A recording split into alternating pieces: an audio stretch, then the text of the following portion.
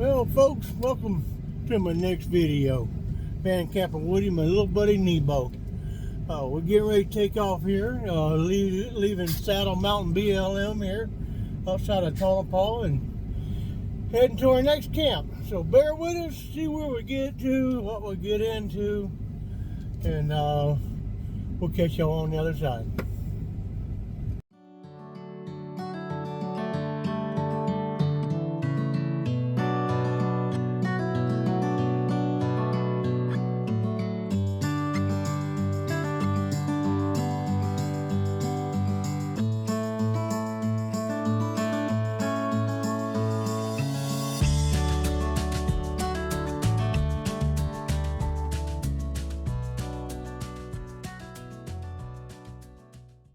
Well, folks, welcome back to this side of the video. Like I said, we're leaving here Saddle Mountain BLM and getting back out here on 10. We're going to head towards Ela Bend. Top off our tanks and then figure out where we're going to go from there. This is it though, BLM. There's all kinds of camping out here. They're spread out. People aren't on top of one another. And fire pits everywhere. Here we go.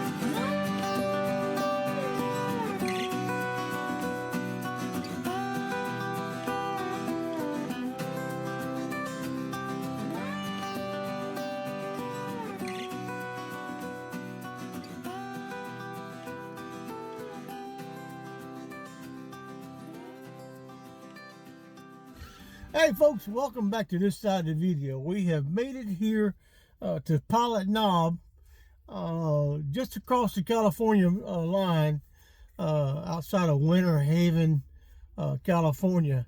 At this Pilot Knob exit, there's a LTVA on the south side of the interstate, and then there's some BLM out there. Then on the north side, there's some BLM, and then the next exit going west, there's even more BLM.